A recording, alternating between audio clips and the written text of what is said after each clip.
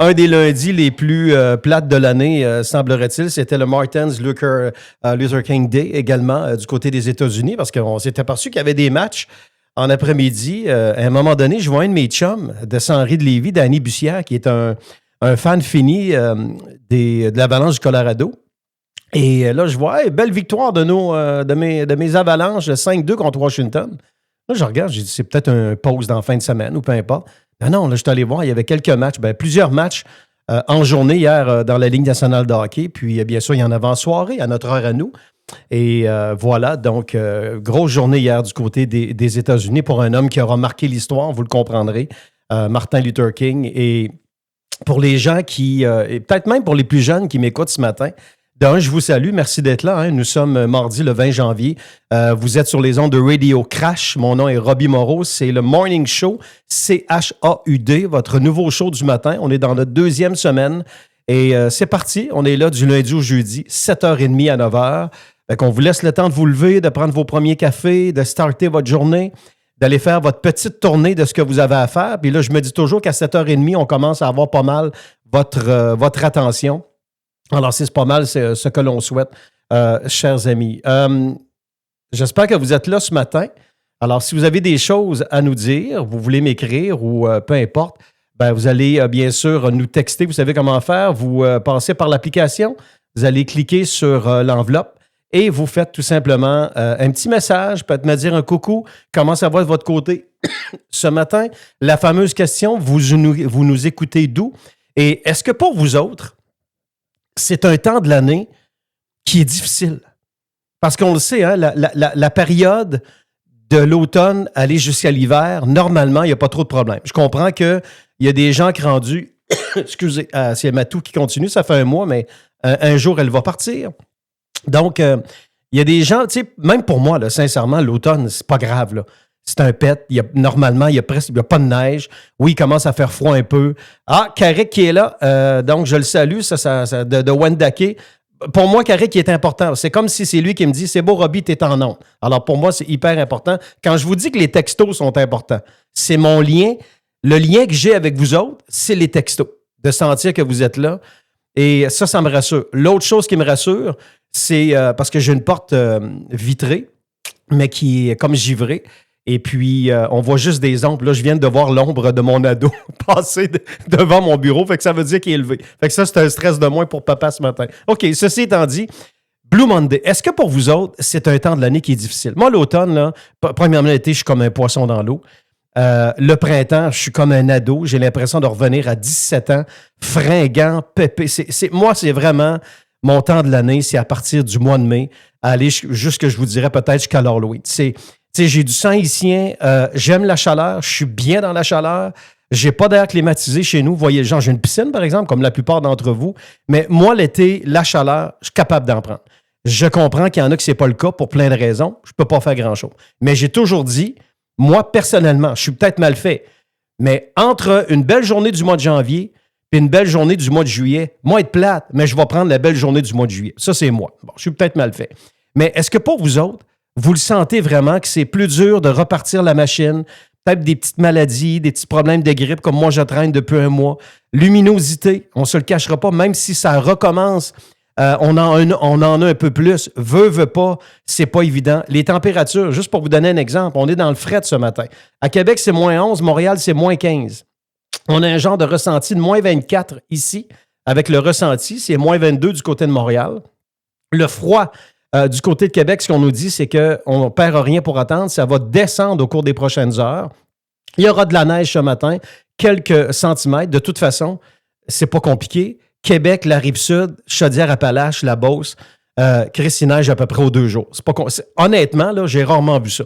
Un hiver, mettons, depuis le mois de décembre, aussi humide que ça, que ce soit de la neige. Il y a eu un peu de pluie, hein, des épisodes de pluie, mais autant de précipitations. Tu sais, je ne sais pas si vous êtes dans la même équipe que moi, mais il y a des endroits, quand je pèle sur mon patio, là je commence à me poser la question.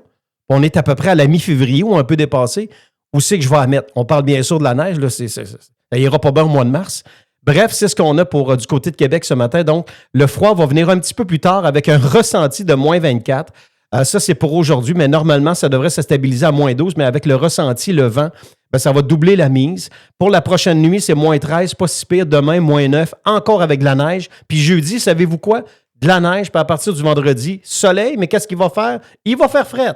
Puis du côté de Montréal, rapidement, on a moins 15, ressenti moins 22. Ça va se stabiliser à moins 9 aujourd'hui. Moins 13 pour la prochaine nuit. Du temps gris également jusqu'à vendredi. Température quand même intéressante. Mais à partir de samedi, autant du côté de Québec que de Montréal, on sent vraiment là, la tendance du froid. Moins 17, moins 15, même du côté de Montréal. Des nuits à moins 24. Puis ça, c'est à part le ressenti. Donc, on va geler. On va se les geler solide et à côté à partir de, je vous dirais, là, la transition va se faire de vendredi à samedi.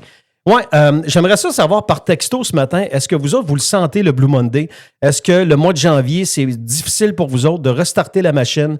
Est-ce que vous vivez peut-être, c'est-tu plus difficile pour vous? Je sais qu'il y en a beaucoup, on ne se le cachera pas.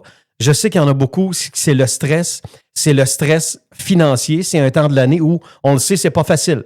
On commence à recevoir nos factures de carte de crédit de décembre, novembre peut-être. Fait que si on a exagéré un peu, puis là, je suis pas en train de blâmer personne, OK? Je suis comme vous autres, je suis dans le même bain. Donc, si on a exagéré, bon, on va voir les montants sur la carte de crédit. On ne se le cachera pas, c'est un niveau de stress qui augmente. Je vous disais tantôt, les gens qui se sentent un peu plus isolés, les gens qui font un peu moins de social, ce qui est mon cas. Il y a deux Robbie. Il y a le Robbie l'hiver, puis il y a le Robbie l'été. Je sens vraiment la différence. Même si je suis capable de performer l'hiver, puis je suis autonome, puis je fais mes affaires, puis je ne suis pas en dépression, ni en semi-dépression, mais je trouve ça beaucoup plus difficile de restarter la machine. Il y a le côté social. On essaie d'aller faire du ski, mais moi, j'étais un peu moumoune. Fait qu'aller faire du ski, quand on se les gèle, il n'y a rien de le fun. Quand il pleut, oubliez ça. Fait qu'on joue un peu avec les températures.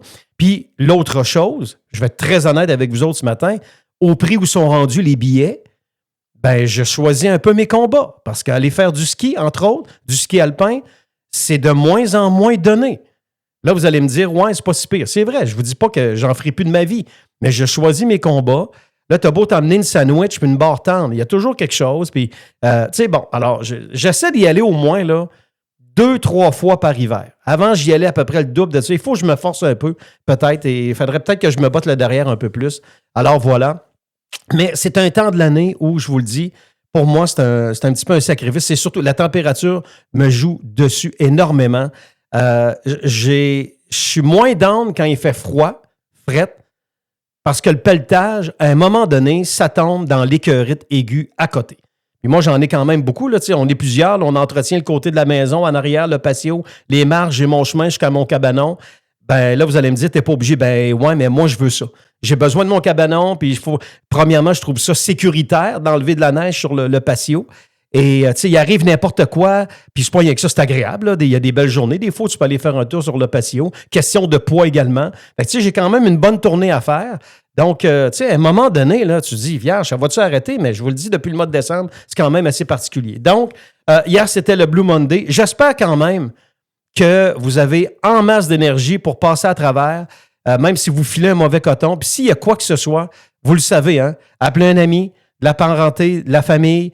Il y a des endroits qui sont prêts à vous écouter. C'est gratuit. Si vous faites quelques recherches sur Google, il y a des endroits qui sont prêts à vous écouter. Puis si vous filez encore moins, vous êtes vraiment semi-dépression, dépressif, demandez de l'aide. Vous recevez une invitation d'un ami d'aller prendre un drink au restaurant ou d'aller manger. Dites oui. Arrêtez de dire non. C'est pas bon s'isoler. Je sais que c'est fun le soir, le cocooning avec la doudou devant le foyer et d'écouter Netflix. Je sais que c'est cool, mais trop, c'est comme passer. Fait que c'est peut-être un mélange de tout ça parce qu'on ne veut pas vous perdre, on veut savoir en santé, puis ça, c'est vraiment, vraiment important. 7h41, donc je vous répète, si vous avez des choses à nous dire, vous voulez me saluer, partager des infos, vous entendez, vous êtes d'accord ou pas d'accord, peu importe, vous allez sur l'application, vous allez sur l'onglet texto, vous m'écrivez un petit mot, toujours un plaisir de vous lire et de savoir que vous êtes là. C'est un lien important avec vous autres. Je vais avoir quelques extraits pour vous autres ce matin. Parce que, bon, comme je vous disais, dans l'actualité, ça bouge un peu. En politique, on va en parler plus tard. Ce matin, on a Éric Duhem, en passant, qui va faire sa première collaboration dans mon show. Vraiment content de l'avoir. Il sera là à peu près une fois par mois. Puis là, comme vous le savez, là, c'est un jeu de domino du côté de la CAQ. Donc, je vais me garder ça pas mal pour Éric un peu plus tard, mais après le départ de François Legault. de quelques canons avant les fêtes, dont Christian Dubé. Petite parenthèse. Il semblerait que Christian Dubé aurait peut-être des envies de se laisser courtiser puis de peut-être être intéressé de se présenter dans la course. Je ne vous dis pas qu'il va le faire, mais j'ai entendu à droite et à gauche que Christian aurait peut-être des intérêts si le téléphone sonnait. Hein, vous savez comment c'est le jeu politique. Hein, ils nous disent souvent, on va se mettre le gros orteil dans l'eau pour aller checker la température. Est-ce que Christian Dubé a ce qu'il faut pour être un premier ministre? Je pense qu'il y a des cases qu'on peut cocher, oui, pour être bien honnête. Mais de l'autre côté, de là à dire j'ai assez d'appui, j'ai une équipe qui va s'organiser de moi. Est-ce que je suis capable d'aller chercher des organisateurs? Parce que je vous l'expliquais la semaine passée. Là, présentement, la CAQ, ce qui est important, c'est un peu une course contre la montre. Parce que c'est la première fois qu'on vit une course à la chefferie. Ça prend des organisateurs. Ceux et celles qui ont plus d'expérience sont probablement déjà en train de se faire cruiser, solliciter. Alors là, il va falloir que tu t'organises, là. Il faut que tu t'organises vraiment. Donc, c'est une course contre la montre, d'aller chercher le plus d'appui. C'est pour ça que là, plusieurs commencent à dire que Simon Jolin Barrette, va falloir qu'il commence à faire quelque chose parce que Mme Fréchette va chercher des appuis. Je pense qu'elle a cancellé un voyage à Davos. Alors elle, j'ai l'impression que moi, d'ici la fin de la semaine, je pense qu'elle va sortir pour dire « Je me lance dans la course ». Les conditions devraient sortir d'ici 48 heures, un peu plus, un peu moins, parce qu'on est quand même déjà mardi. Et puis là, ça va être de voir si Simon Jolin Barrette va se présenter. Il y a 2 enfants. Je pense qu'il y a des enfants plus jeunes que les enfants de Geneviève Guilbeault. Moi, personnellement, petit aparté, si j'étais dans les bobettes de Simon Jolin Barrette, j'ai 2 jeunes enfants à la maison, je regarde à court terme ce qui va se passer avec la CAQ. OK, on peut-tu se dire les vraies choses un matin? Merci les gens qui me saluent en passant. Je vous salue et j'apprécie beaucoup vos commentaires. Puis ça me rassure que vous êtes là, que vous soyez là. La CAQ va en manger une crisse cet automne. Si c'est cet automne, parce que ça se peut que le nouveau chef de la CAQ ou la nouvelle chef, en passant, va avoir le chapeau de premier ministre. C'est ça qui peut être intéressant. Tu passes dans l'histoire, là. Même si tu es premier ministre 3 heures, tu passes dans l'histoire, là. Ton nom est à tout jamais dans les livres d'histoire. Ceci étant dit, ils vont en manger une sincère. Tout dépendant des sondages. Exemple, Christine Fréchette l'emporte. Est élue, elle gagne la course, mettons, le 3 avril. Le 4 est assermenté. Elle est chef de la CAQ et nouvelle première ministre du Québec. C'est le fun, elle passe à l'histoire. C'est la 2e après Pauline Marois. François est retourné dans ses terres. Il est dans son chalet. Puis il joue au PlayStation avec notre ami Justin Trudeau. Bon. Et là, les sondages vont sortir parce que, la CAQ a une nouvelle leader. Si les sondages, l'aiguille des sondages remonte, puis que la CAQ regagne des points et que ça déstabilise un peu l'aiguille, je vous le dis tout de suite, il va y avoir des élections anticipées. Il va y avoir des élections de déclencher à quelque part mai et juin, puis quelle belle période de l'année pour partir en campagne. Pas obligé de traîner tes bottes. Si l'aiguille ne bouge pas beaucoup, ou encore pire, ça descend, mais là, peux-tu descendre encore plus que 11 %? Tu es déjà nez à nez avec Québec solidaire. Tu me parles d'une claque en plein visage. Si ça descend, ils vont attendre le plus possible jusqu'au retour à l'automne, puis probablement attendre la date qui est gelée pour l'instant, c'est le 5 octobre. Mais il y a des choses de fun qui s'en viennent. Je reviens à Simon Jolin Barrette. Je suis dans ces bobettes, j'y vais pas. Je pense que c'est pas le temps. Jean Lapierre le disait, si tu as des enfants trop jeunes, c'est pas un bon timing d'aller en politique, tu vas t'en vouloir tout le temps. Fait que je pense que je suis pas dans les bobettes à Simon. Puis, être chef de la CAQ à court terme, je suis pas sûr que c'est ben winner dans un CV. Moi, c'est à mon humble avis. Alors voilà, on va en parler un petit peu plus tard avec Éric Duhaime. Ça va toujours être intéressant d'avoir le pouls d'Éric qui est à l'intérieur, puis surtout Éric est à 16 % dans les sondages. Il doit être de bonne humeur un matin. Là. Il est 5 % de plus que la CAQ. Vous allez me dire que c'est un sondage. Ben oui, mais les sondages, si vous voulez, je vous dis, on prend les chiffres qui sont là. Si Éric était à 6 %, il serait à 6. Là, il est à 16. Voilà. Le massif de Charlevoix. Petite rivière Saint-François. Hier, ça s'est terminé hier dans le sens que les employés, le syndicat, a rejeté une offre rejetée, c'est-à-dire une offre du côté de l'employeur. Et c'est pas compliqué. Ce que ça fait, c'est que les boss avaient dit, si les syndicats refusent notre offre, à partir du 20 janvier, c'est terminé. OK? Terminé. Donc, c'est sûr que c'est une petite douche et une grande douche, une douche d'eau froide. C'est l'économie. Puis, juste pour vous donner quelques chiffres, l'économie de Petite-Rivière-Saint-François mange une claque en plein visage. On parle de revenus de taxes annuels. Massif de Charlevoix, 1,14 million. Club Med Charlevoix, 816 000. Résidence touristique, 1,23 million. Donc, revenus de taxes annuels. Moins de gens qui y vont, des gens qui seraient venus dépenser de l'argent neuf. Que ce soit des gens de Québec, de Toronto ou de Cuba, c'est de l'argent neuf pour eux autres. C'est payant lorsqu'on va faire du ski là-bas, qu'on arrête dans les boutiques, qu'on va mettre de l'essence, qu'on va manger. On va s'acheter des choses, une toile, peu importe. On va cracher de l'argent là-bas, puis malheureusement, ben là, avec cette fermeture-là, à court terme, ça lui donne un coup, comme dirait l'autre, un coup dans les jarnacs. J'ai 2 extraits audio pour vous autres. La présidente du syndicat et ensuite, vous allez entendre le maire de Petite-Rivière-Saint-François. Là, j'y étais avec les moyens du bord pour le son. Donnez-moi un break. Le maire, c'est un petit peu plus sourd, mais vous allez voir que la représentante du syndicat, on l'entend quand même bien. Alors, 2 extraits, le syndicat, vous allez comprendre un peu leur point de vue par rapport à la fermeture carrément pour le reste de la saison du massif. Et ensuite, on va entendre le maire. Puis je vais monter encore un peu plus le son. Pour le maire, on écoute ça. On est vraiment mobilisés, on est unis, on est solidaires. On demande évidemment à M. Gauthier de revenir à la table de négociation. C'est le mandat que mes membres m'ont donné aujourd'hui. Je suis vraiment désolée, mais les conditions de travail, on n'a pas à subir des ultimatums ou quoi que ce soit, des menaces de fermeture au-delà de nos conditions de travail et quoi que ce soit. Je trouve ça vraiment dommage que la région en souffre. Donc, c'est pour ça qu'on demande vraiment à l'employeur de revenir à la table de négociation. Ça va avoir des répercussions avec le Club Med.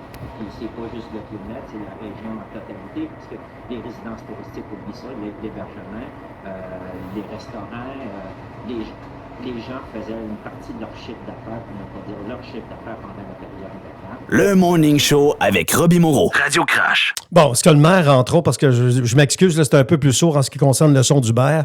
Le maire, il dit, ben, vous le savez, c'est ce que je vous ai dit avant, c'est les retombées économiques. C'est que ça fait mal à la région. C'est un coup dur dans les jarnacs, puis l'argent que tu perds en 2025, 2026, il ne reviendra pas. L'argent, moi, j'ai jamais vu de billets de 100$ pousser à côté des quenouilles dans les champs. J'ai jamais vu ça. Ça serait le fun, mais ça n'arrive pas. Donc, voilà pour en ce qui concerne Petite-Rivière-Saint-François. Puis du côté du syndicat et de la présidente du syndicat ou de la représentante, moi, si j'étais elle, je pas sûr que c'est une bonne idée d'aller déjeuner à matin dans le petit restaurant du coin où tout le monde y va, là. Je pense qu'à matin, je déjeunerai à la maison. Ce que je veux dire, c'est que je vous dis pas qu'elle va manger une claque en arrière de la tête. Mais le problème, c'est que pas convaincu que... Ben, je suis pas convaincu que les gens sont vraiment du bord du syndicat. Est-ce qu'on connaît vraiment les raisons qui ont apporté à ce que ça aboutisse absolument rien? Est-ce qu'on va avoir une réunion secrète qui va nous dire, mettons, d'ici vendredi, finalement, on revire ça de bord, on s'est entendu? Je crois à un blitz de négociation de dernière minute.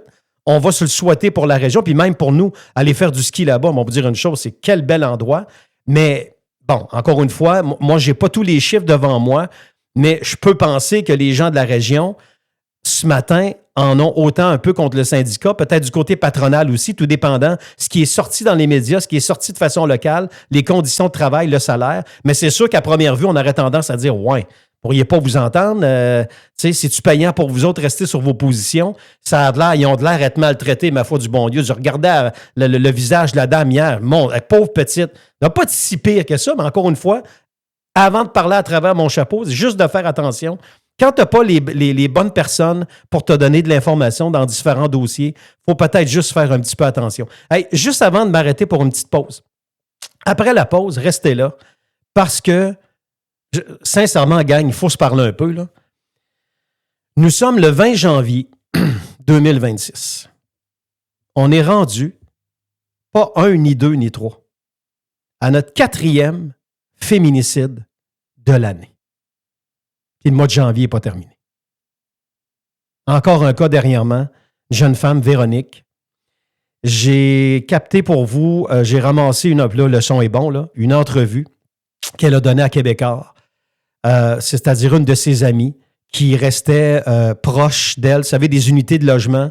Alors, il y a comme un petit groupe qui se sont formés, des liens d'amitié. Puis celle que vous allez entendre, c'est une amie de Véronique qui s'est fait littéralement assassiner devant les yeux de son enfant de 4 ans, semblerait-il. Fait que le gars, il a assassiné sa blonde. Puis c'était encore un Joe gros bras, parce qu'on a vu des photos, là. Encore un Joe gros bras qui prend des selfies de lui au club, bien pipé, là. Moi, je suis hot. Ah, il est hot. Il est hot, il s'en prend aux femmes.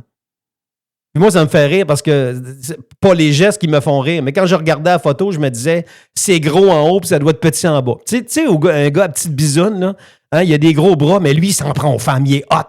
Il fait peur à sa blonde et à sa petite fille de 4 ans. Tu sais, il est dominant dans la maison. Ah, moi, je suis un gars. Je m'en prends à mes blondes. Ouais, moi, je suis hot. Ça n'a aucun bon sens. C'est le 4e depuis le début de l'année. Puis là, je vous entends penser, là. Non, c'est pas des Noirs, des jaunes, des bruns, c'est des Québécois pur laine. Bon, je veux pas être plate, mais oui, c'est des Québécois pur laine. Donc, on va en parler tantôt, puis je vais vous faire entendre. Écoute, c'est une entrevue de 6 minutes. Je vais vous la séparer en 2. Mais je pense que c'est mettons qu'il en reste 4,5, là. Prenez ce temps-là pour écouter. Puis sincèrement, à la gang, là, il faut vraiment se poser la question. Puis c'est ce qu'on va parler un peu après. Où c'est qu'on l'a échappé? On l'a échappé à quelque part. Ça n'a pas de bon sens. Vraiment pas de bon sens. Le Morning Show avec Robbie Moreau. Radio Crash. Ouais, merci d'être là ce matin en ce 20 janvier, froid, gris. Ça fait partie des conditions hivernales et très content de vous savoir présent. On y va en musique, puis on revient, vous le savez. On se met toujours un peu de musique pour faire nos transitions. Ouais, 7h56, encore une fois, merci d'être là. Merci de m'écrire. Je vous salue bien bas et très content de vous savoir à l'écoute de Radio Crash. Mais encore une fois, c'est important. Répandez la bonne nouvelle, dites-le à vos amis, faites des pauses. Vous êtes en train de luncher avec vos chums le midi autour de la table dans la cuisine. Vous dites, hey, en passant, regardez, hey, c'est quoi ça? Radio Crash, allez écouter ça. On a une belle équipe, on a une belle grille horaire. Allez voir la grille horaire sur notre site Internet. On a 4 stations, dont une maintenant, Country Top 35. On a du 24/7 Country, on a du rock. Il y a la station que vous écoutez présentement, Talk et musique. Puis la musique, ben, c'est un mélange de country, beaucoup country en passant, un peu de rock. Moi, j'aime ça. Puis j'ai des bons commentaires sur ma musique. Alors, merci. On n'est pas parfait, mais j'essaie d'alterner un peu rock et country parce que, bon, on n'est pas tous des amateurs de country. Moi, le premier, mais je suis en train de le découvrir. Et ça, pour moi, c'est bien important. 2 petites choses avant de revenir à mon sujet des féminicides. Dans les fromageries Victoria aujourd'hui, tu sais, là, tu vas quelque part des fois puis tu dis, moi, je veux manger une bonne poutine, puis tu sais que tu ne te tromperas pas. OK? Parce que tout le monde vend des poutines, ils sont à de vendre des poutines à l'église. Fromagerie Victoria, tu sais, quand tu veux du squick, là, ben, c'est la bonne place. Et aujourd'hui, la poutine gagnante, c'est la poutine carnivore. Fait que pour les fans de viande, c'est la journée parce qu'elle était à 50% toute la journée. Donc, c'est important. Fromagerie Victoria. Fait que les gars qui m'écoutent, là, bon, les filles aussi. Mettons un matin sans faire par exprès. Mettons que votre blonde est déjà partie, là. OK? Vous oubliez votre lunch dans le frigidaire. Fait que là, vous allez aller manger votre poutine à midi. Je sais que vous allez vous faire recevoir à soir. Ouais, ton sac à lunch était dans le frigidaire. Tu es parti vite un matin? Ah, excuse-moi, chérie, le téléphone a sonné. Mon boss m'appelait puis j'étais dans le cadre de porte. Ah, c'est facile de s'en sortir. Mais une bonne poutine, 50% de rabais aujourd'hui dans les fromageries Victoria. Et ce que je voulais vous dire aussi, Patrick Dom, on devait lui parler ce matin. On s'est jasé hier soir. On a convenu de déplacer ça à demain matin. Donc, ce sera plus facile dans nos horaires. Alors, Patrick Dom du tournoi Pee-Wee, que vous avez entendu en passant hier dans le retour avec Martin. Et il sera là dans notre show demain matin. Et juste pour vous dire aussi qu'aujourd'hui, Pat Raymond sera là après mon show. José sera là ce midi. Christian l'après-midi. Et bien sûr, le retour avec Martin Bourget. 4e féminicide. Malheureusement. Ouais, 4e. Ça s'est passé Rougemont dimanche en Montérégie. Son chum, 41 ans, froidement devant la fille, la petite fille de 4 ans, qui l'a ensuite habillée et lui a dit sors puis va quelque part, va chez un des voisins. Imaginez une petite fille de 4 ans. Le gars, il a un gilet ensanglanté. Petite fille de 4 ans, tu comprends pas. Tu viens de voir ta mère manger une volée. La petite fille s'est retrouvée chez un voisin. Ils sont sortis dehors, ils sont tombés face à face avec le chum, l'ex de Véronique. Et puis, il a mis le feu également. Tu sais, un vrai, là. Il a mis le feu à l'appartement. 2 extraits de l'entrevue. C'est son ami qui s'est présenté dans les studios de Québécois hier. Ça vaut la peine. On va séparer ça en 2. On va écouter à peu près 2 minutes. Là. Ça vaut vraiment la peine. 4e féminicide depuis le début de l'année. Honnêtement, là, les gars, faut se parler. Là. Pu se parler très longtemps parce que malheureusement David attendait dans la voiture. J'ai eu le temps de croiser Nora, de lui dire bonjour. J'ai eu le temps de croiser Véronique. J'ai dit bonjour aussi. Mais c'est ça, ce qui s'est dit rapidement, là, c'était qu'il devait partir parce que David les attendait. Là. Donc, on n'a pas pu discuter vraiment. Là. Est-ce que vous avez déjà parlé par le passé de ce qu'elle vivait, de sa situation? Aviez-vous été témoin de cette relation difficile entre les deux? Oui, on en avait déjà parlé, c'est déjà arrivé. Je pense que la dernière fois là, que la police était venue chercher David, moi, j'étais très inquiète. J'avais dit à Véronique, n'importe quand, tu traverses chez moi avec Nora, on barre la porte, on appelle la police. J'étais comme, t'es la bienvenue chez moi. J'avais un grand 5,5. J'étais comme, on fait une chambre à Nora. J'essayais vraiment de trouver des solutions. Malheureusement, je pense que dans un contexte comme celui-là, la personne devient tellement dépendante, justement, du conjoint, autant financièrement que des fois, c'est juste une voiture, des fois. Fait que c'est ça. Je pense que ça devient difficile aussi au niveau de l'estime de soi, là. Je pense qu'il y avait elle était beaucoup rabaissée aussi. Ça aussi, j'y en parlais. Elle était quand même consciente là, de ces choses-là. Il y avait des signes. Le Morning Show avec Robbie Moreau, c'est pas encore terminé. Restez là. Bon, il y a des choses qui font réfléchir là-dedans. Là. Quand il y a quelqu'un de notre entourage, une femme, parce que ça peut être des hommes aussi. Des couples d'hommes, il y en a. On est en 2026.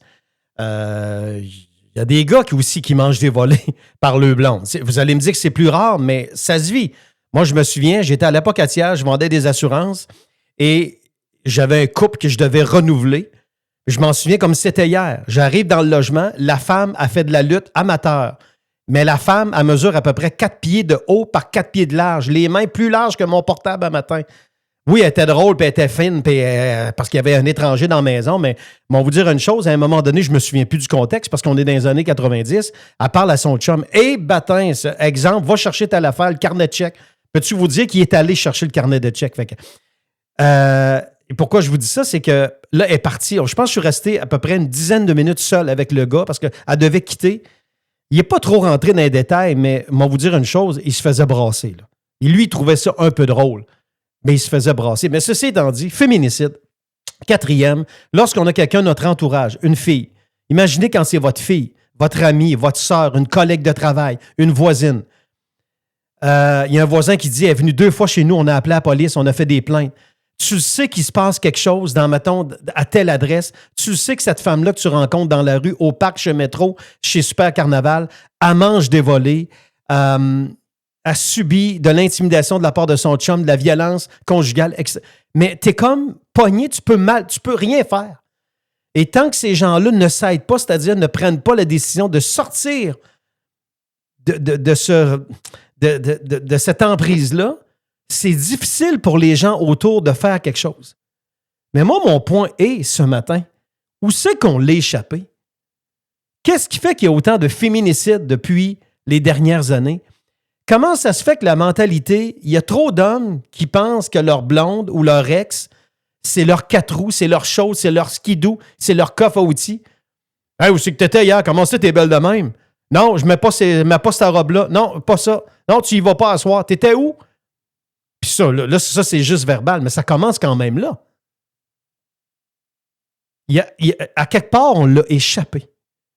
Puis moi, je vais être bien plate un matin, mais je pense que ça commence chacun individuellement dans nos chaumières.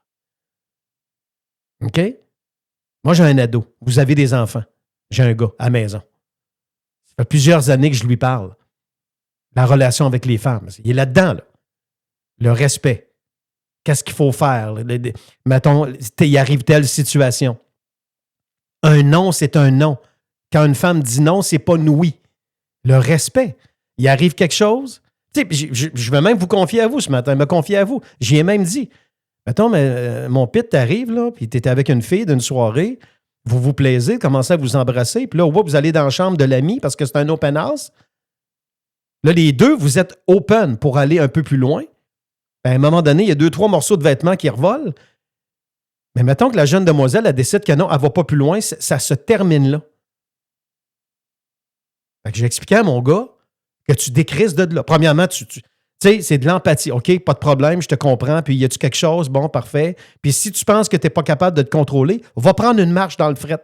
Ça va te faire du bien. Non, mais c'est ça le respect. C'est ça le respect. Puis, je suis pas en train de dire, les gars, qu'il n'y a pas de femmes qui sont méchantes. Mais est-ce qu'une femme mérite de se faire tuer? On peut-tu arrêter, là? 4 féminicides. Où c'est qu'on l'a échappé? Ça part d'où? Est-ce que peut-être nous autres, les pères de famille, puis j'inclurais aussi peut-être les mères là-dedans, est-ce qu'à quelque part, notre job, jusqu'à quel point on l'a fait, est-ce qu'il y a quelque chose qu'on a manqué? Puis comment ça se fait que dans une société, en 2026, qu'il y a encore des femmes dépendantes, on l'a entendu là, financièrement, complètement démunies, dans une ère où on est à un clic de rejoindre tant de personnes, se sentir autant démunis, isolés. Tu sais, quelqu'un de votre entourage qui commence à être de plus en plus déprimé, isolé, moins présent dans les parties ou dans les soupers. Tu sais, puis encore pire, là, si vous voyez des marques, des bleus. C'est important, ces gens-là, si on en a dans notre entourage, de leur dire qu'on est là. Mais encore une fois, il y a le côté où on se sent démuni par rapport à ça. C'est ça qui est triste. On dirait qu'on ne sait pas quoi faire, on gèle. Là, on va appeler la police va nous dire, ben malheureusement, il faut quasiment le prendre sur le fait pour l'arrêter. C'est quasiment ça que les gens se font dire. Beaucoup de femmes dépendantes financièrement, même si on est en 2026, on n'est pas en 1936, mais malheureusement, les paiements, t'as un gros loyer, un gros paiement d'auto, puis tu viens d'acheter 10 000 $ de meubles, tu payes ça chacun de ton bord, tu n'as même pas les moyens de partir. Écoute, c'est épouvantable. Et te faire assassiner devant les yeux de ta propre fille de 4 ans, c'est inacceptable en 2026, mais il y en a 4 féminicides depuis le début de l'année. Ce qui ne devrait pas être le cas.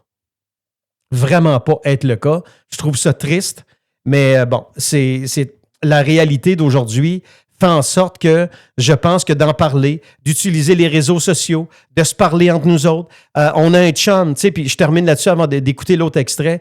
T'sais, on a des amis autour de nous. Mettons qu'il y en a un, vous le savez, là, qui a un tempérament violent, qui a un passé. Vous le savez, sa femme s'est confiée à votre blonde. Vous le savez qu'il donne des claques.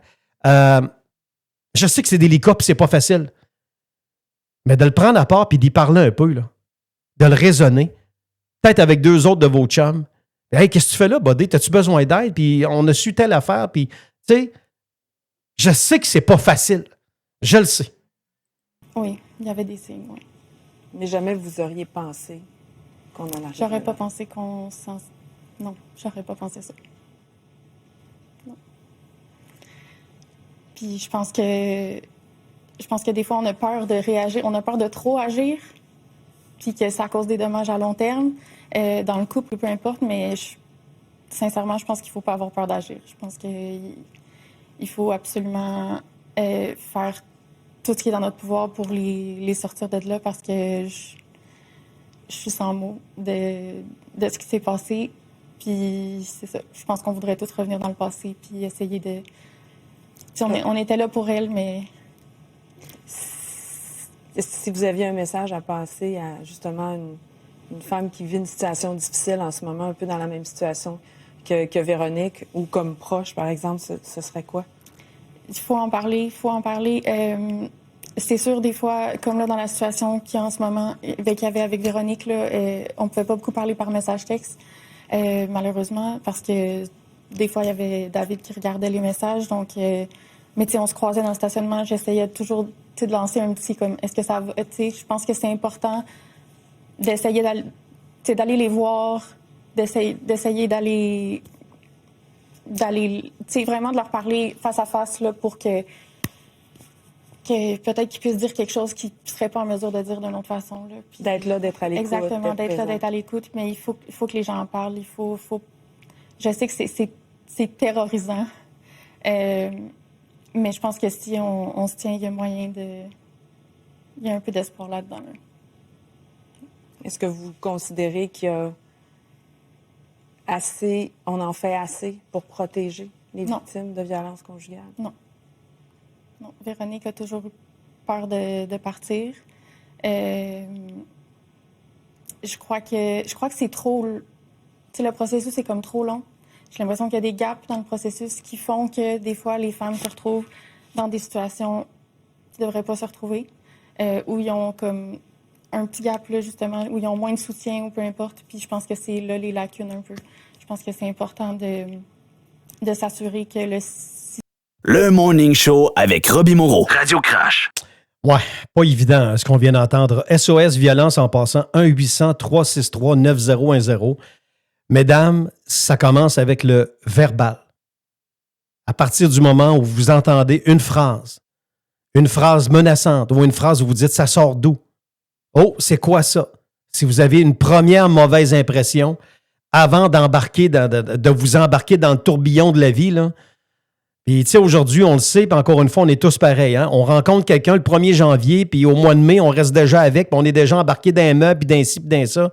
Juste de prendre un recul, puis d'apprendre à connaître avec qui on est, d'aller voir un peu le passé. Je sais que c'est pas facile, que c'est pas évident, mais vierge de vierge, aucun bon sens. Puis les gars, 4 féminicides depuis le début de l'année. Puis on se sent tellement démunis, vous l'avez entendu. Ça fait que si encore une fois, si vous savez qu'il y a quelqu'un dans votre entourage, une fille, qui vit quelque chose de pas facile, ou encore une fois, un couple de gars, et qu'il y en a un des deux qui vit à peu près la même chose, mais bon, on parle de femmes, féminicide, un petit regard, un petit signe, parce que vous savez, les chums, ils checkent tout, ils regardent tous les textos, les courriels, ta face, comment tu es habillé, comment tu respires, où tu vas, avec qui tu as parlé, tu es allé à l'épicerie, comment ça se fait? Ah, ça doit être... Ça doit être épouvantable.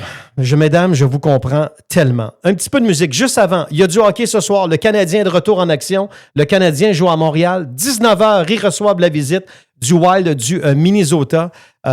Semblerait-il que ce serait le retour de Kirby Dach en passant, qui est plus souvent blessé depuis qu'on le Canadien est allé chercher il y a quelques années à Chicago. Il joue 3 matchs puis il part 1 an. Alors là, j'imagine qu'il devrait être capable d'en jouer 2-3. Alors, probablement retour de Kirby Dach ce soir dans l'uniforme du Canadien de Montréal. Il fait froid ce matin. Le soleil commence à sortir un peu à travers les nuages, mais c'est autant froid et fret du côté de Québec que du côté de Montréal. Merci d'être là, d'écouter Radio Crash. Puis je le sais, les sujets ne sont pas toujours drôles, mais l'actualité, je la fais pas. Ouais, là, j'ai été un peu moins subtil, mais faut que je gagne du temps un peu parce qu'il est déjà 8h16. Je suis déjà en retard avec mon premier invité. N'oubliez pas, dans une vingtaine de minutes, Éric Duhem du Parti conservateur va nous jaser ce matin. Et je sais que c'est un sujet qui est un peu délicat lorsqu'on parle de féminicide, mais malheureusement, c'est là. Ça fait partie de l'actualité. Et si jamais il y a des gens qui vous voulez m'écrire par texto, même quand c'est des sujets qui sont un peu plus délicats comme ça, des sujets qui nous touchent, ben, je veux savoir ce que vous en pensez, vos réactions par rapport à ça. Vous avez entendu une partie de l'entrevue d'une amie de Véronique, donc 4e féminicide. Ça s'est passé en fin de semaine du côté de Rougemont. On va changer de range un peu. On aime les voitures. Et là, c'est début d'année. Les salons commencent tranquillement. Ça va nous emmener vers le Salon de Québec. Habituellement, c'est pas mal dans la semaine de la relâche, mais je pense que c'est Montréal, nous, localement, qui lance les hostilités. Ben, c'est notre spécialiste, l'émission Virage à Télémac, que vous connaissez très bien, Monsieur Automobile. Daniel Boudreau, comment est-ce qu'il va? Salut, ça va super bien. T'as l'air en forme. Ben oui, je suis en forme. Check les pipes. Non. C'est bon, ça. C'est bon, ça. Es-tu un gars... À la radio, tu peux toujours dire ça. Ben oui, ben il y a juste moi qui te vois. Es-tu un gars de matin, toi, ou t'étires ça? T'es-tu un lève-tôt, un gars qui passe ça tôt le matin, ou t'es un peu plus lent le matin? Es-tu un gars du matin? Non, moi, je suis un normal du matin. Là. Au réveil entre 6h30, 7h, puis au bureau vers 8h, 8h30. OK, quand même. C'est normal. Je pense que c'est dans la norme. Parce que toutes tes émissions, toi, c'est en soirée que ça se passe, là. 5 heures du matin, là, 5h, 5h30, là, je suis pas là, 6h, je suis pas là.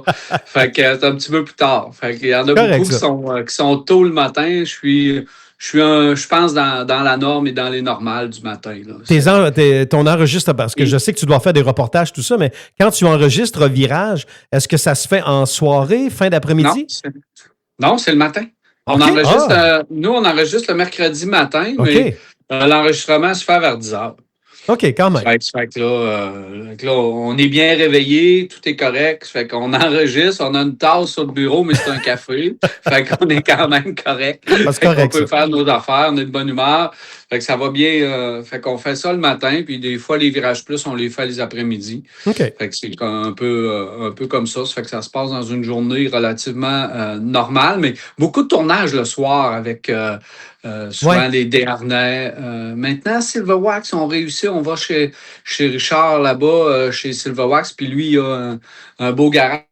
Fait qu'on est capable de tourner dans le jour, mais souvent des tournages le soir. OK. Puis, ce que je déteste le plus, si tu veux le savoir, c'est les voyages de presse. Quand on part, comme là, je m'en vais avec Toyota et Mazda, on fait 2 voyages collés. Puis là, j'ai eu les billets d'avion, puis on part à 5 heures. Le vol est à 5 heures du matin. Ouf! Ça veut dire le réveil à 3 heures. Il faut être là assez tôt à l'aéroport. Ça fait que ça. Un petit peu plus dur. Des affaires pires que ça dans la vie, là, tu sais, je le comprends, mais ça, c'est plat. Ben, se lever à 3 heures du matin l'été, c'est une chose, parce que tu sais que dehors, c'est le fun. Mais se lever à 3 heures du matin au mois de janvier, ça fait chier. Puis moi, j'ai un chum, Laurent, il demeure à Gatineau, je le salue. C'est un livreur de chips yum-yum depuis, je te dirais, une trentaine d'années. Là, il est allé rejoindre sa blonde à Gatineau il y a plusieurs années. Puis je pense qu'il y a 2 matins par semaine. Il se lève à 2h45 du matin. Parce qu'il faut qu'il parte sa run, aller chercher ses chips, tout ça, partir le truck. Puis, écoute, c'est du stock, mon ami, là. Je suis avec lui de tout cœur. Et nous autres, lorsqu'on s'en va, là, on s'en va en Californie. Quand tu arrives là-bas, tu sais, il y a 3 heures de moins. Fait que là, eux autres, là-bas, on prend l'horaire normal, là. Donc, on arrive quand même assez tôt dans la journée, mais le souper est à 18 heures. Fait que pour nous autres, il est 21 heures. Puis là, quand on a fini de souper, souvent là-bas, il est 11 heures, 11h30. Mais pour nous, il est 1 heure du matin. Je me suis levé à 3 heures tantôt. Là. Puis j'ai de la misère à dormir en avion, je dors pas. Ben, le pire, c'est parce que quand tu vas en Californie, c'est pas pire parce que le décalage horaire fait en sorte que ton vol d'avion est gobé par 3 heures. Tu sais, t'es avantagé parce que, mettons, tu pars à 5 heures du matin ici, il est 2 heures du matin en Californie. Donc, quand tu arrives, c'est pas si pire. Mais moi, ce qu'on me dit, c'est quand tu reviens. Mettons, tu pars de là à midi, là, il est 3 heures l'après-midi déjà ici, là. Oui, là, t'as un bon décalage à vivre. Ouais. Salon de l'auto de Montréal, puis on va parler aussi pour terminer des voitures chinoises, mais salon de l'auto. Oui, parce qu'il se dit n'importe quoi sur les voitures chinoises, pas mal. Hein? J'ai hâte de voir. Peut-être moi qui se trompe, mais j'ai mon opinion. Bon, salon de l'auto de Montréal, à quoi on peut s'attendre en 2026, la tendance? J'ai été peut-être une vingtaine d'années sans aller au salon de l'auto de Montréal. Parce que j'allais à Détroit. Détroit était début janvier. Oui. Fait que Salon de l'auto de Détroit, exemple, Salon de l'auto de Détroit en 2026 aurait été le Salon de l'auto de Montréal en 27. Fait que, tu sais, ce qui était à Détroit, on le voyait une année plus tard à Montréal. Là, cette année, à Montréal, il y a beaucoup de nouveautés. Il y avait beaucoup de nouveautés quand même qu'on a amenées là-bas, qu'on n'avait pas vu, nous, à l'émission, que je n'avais pas traité, que je n'avais pas vu physiquement encore. Okay. Fait que j'ai été surpris de voir à quel point il y avait de la nouveauté cette année. Fait que les fabricants ont fait un beau travail. Ils ont fait un beau travail dans leur kiosque. C'est sûr que, le Centre des congrès à Montréal, qu'est-ce que tu veux? C'est sur multi-étages. Fait que là... tu ne peux pas magasiner comme à Québec. On va s'en reparler du Salon de l'auto, de l'International de l'auto de Québec. Nous sommes, c'est petit, mais on est sur un même plancher. Fait que la personne qui magasine peut partir, aller voir une Mazda 3, puis aller voir la Corolla, puis retourner voir la Civic, s'ils sont là. Ouais. Mais, parce qu'Honda, tu n'es pas à Montréal. Fait que là, tu peux magasiner, tu vas voir la Jetta, tu reviens, À Montréal, là, tu peux pas faire ça. C'est à Non. moins que tu sois sur un plancher où tu as 2-3 marques. Sinon, tu dois changer de plancher puis d'étage. Fait qu'en tout cas, ça, c'est un peu physiquement, mais les fabricants ont fait un beau travail. Puis on a amené de la nouveauté. Comme chez Chrysler, Stellantis, cette année, beaucoup de nouveautés parce que eux, depuis plusieurs années, il se passe zéro. Il se passe à rien. Il n'y a pas de nouveauté. Puis là, les concessionnaires rien. commençaient à avoir la langue longue, puis ils n'aimaient pas ça. Là. Fait que là, il y avait le nouveau Cherokee sur place. Oh! Et là, j'ai fait le saut quand j'ai regardé le nouveau Cherokee. Je me suis dit, mais voyons donc, qu'est-ce qu'ils ont fait là? Et c'est un véhicule qui est beaucoup plus luxueux. Là, on arrive avec un niveau de raffinement, d'assemblage des matériaux. C'est un modèle Limited qui était là. Les poignées un peu électrifiées. L'ouverture des portes à la Corvette, je pense, qui avait lancé ça au début. C'est un petit bouton que tu pèses sur ta porte pour l'ouvrir. T'as peu. Puis le même Cherokee. Fait que là, tu parles bel et bien du Cherokee, pas du Grand Cherokee. Non. Parce que le Cherokee, tu me l'aurais même pas vendu pour 22$, l'ancien modèle. Je suis bien honnête avec toi, là. Le Cherokee, je vais dire que c'est le Cherokee.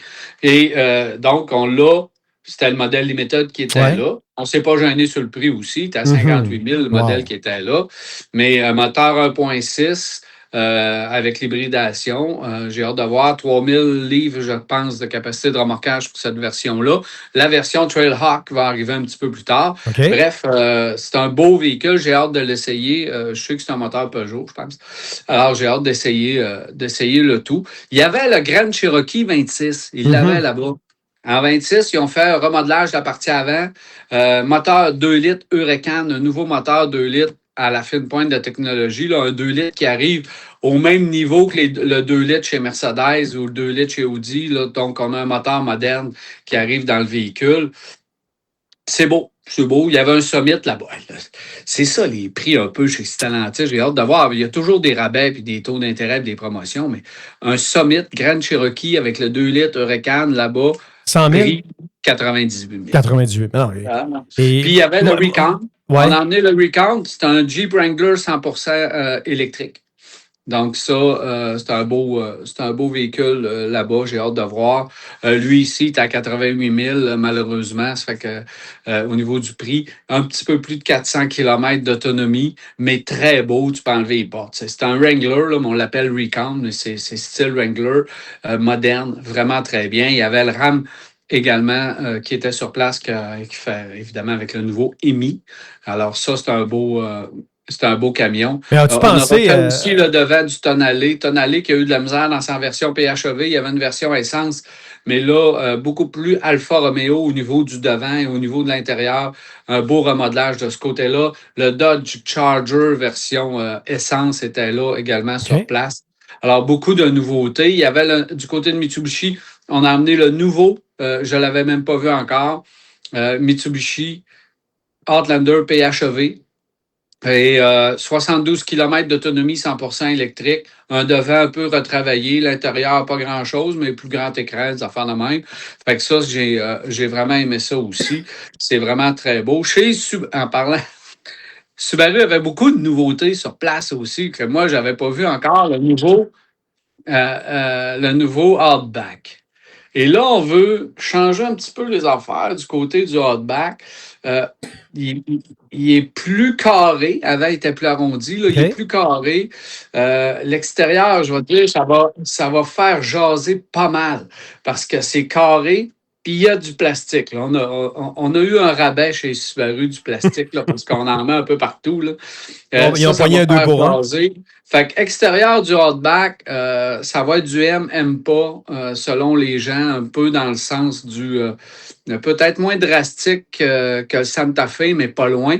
Par contre, là où on a fait un beau travail, moi, ça fait 20 ans que je chiale sur les intérieurs de Subaru. J'en avais par-dessus la tête des intérieurs de Subaru.